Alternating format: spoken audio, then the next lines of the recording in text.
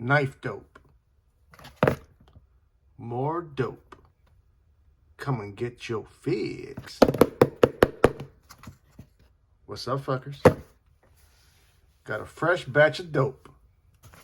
KnifeDope, that is. From White Mountain Knives, baby. Oh, yeah. Got this a couple of days ago, and it's been in the queue.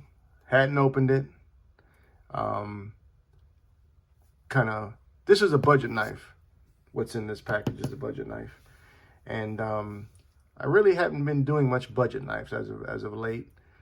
But I hope that I can still enjoy a good budget knife. So we about to find out. Today's unboxing knife is a White Mountain Knives exclusive from last year, maybe even the year before. This was the Artisan Cutlery Small Arian. Fabulous little knife, fabulous price. I think this came in under $100. As a matter of fact, I know it did.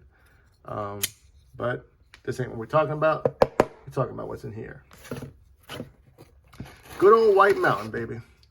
As far as I know, at least to my knowledge, the only knife company that allows us that 10% on a constant basis. Actually, if any of you guys know of another place that you're allowed to use 10% off, let me know. I'd love to find out. But that's basically their one of their biggest perks is the 10% off, you know? At least for me it is.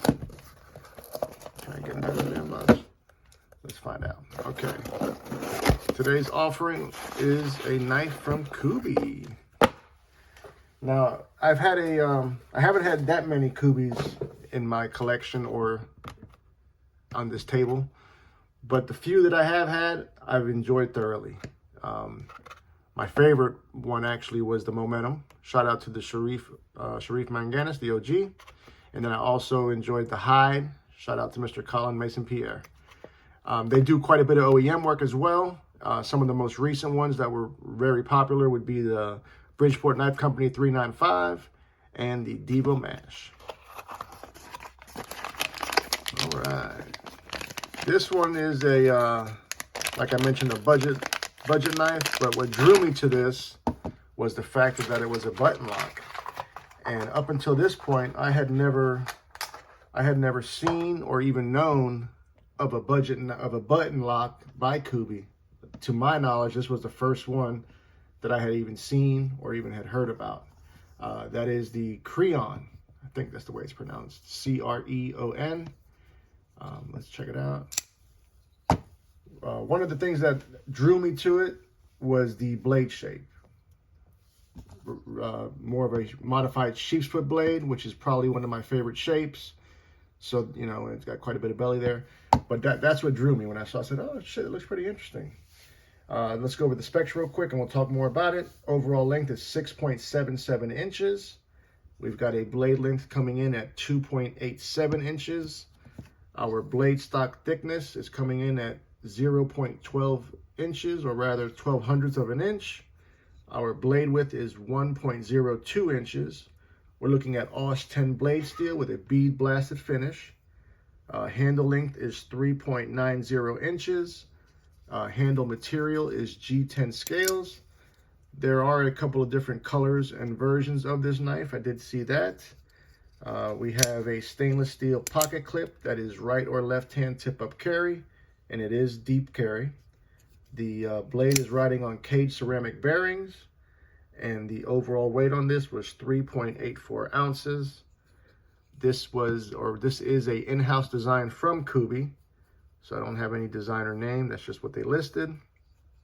The button lock is the plunge lock is the locking mechanism for this knife.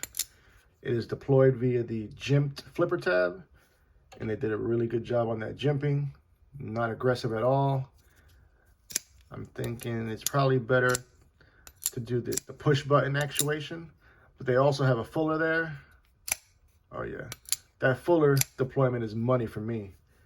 You see that did a fabulous job with that edge termination right there. You can see the plunge grind. That's the way to do it, man. That sharpening choil also doubles as a finger choil, and once again, when you choke up on that, it does allow for a full purchase, no refund. full purchase, no refund. That's right. We have a full flat grind on this blade too. Super thin behind the edge right there. Definitely capable of some slicing. We have a nice robust tip there, so you don't have to worry about chipping your tip. We all hate to chip our tips. Yeah, action is good out the box, man. I'm thinking that might be all right. Let's put up a couple of knives for some size comparison. Now, being that this was a budget button lock, I tried to, for the most part, stay in that realm. So let's go ahead and start it out with one of the OGs in the budget button lock game, which would be the CJRB Feldspar. That was my first or my second button lock ever. So there you see it up against that. Then the real OG to me, which was the Civivi Conspirator. Still a great knife in my opinion. So the Creon is smaller than both of these. Let's put up some more.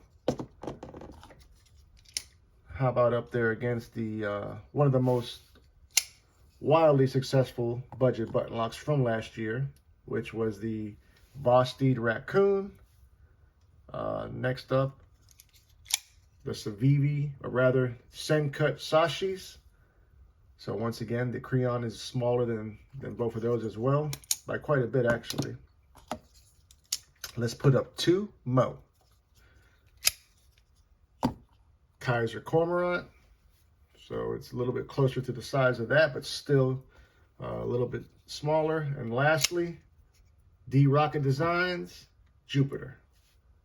So it appears that the Creon was smaller than all the knives we took a look at today. This one came in at $56 on White Mountain Knives. That, of course, was before applying any discount code. I chose the code DUTY3 and got myself 10% off, and I checked out at about $50.70.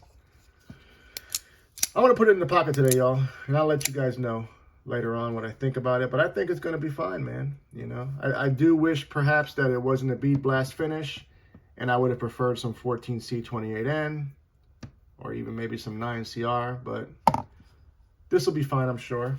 There's a market for it.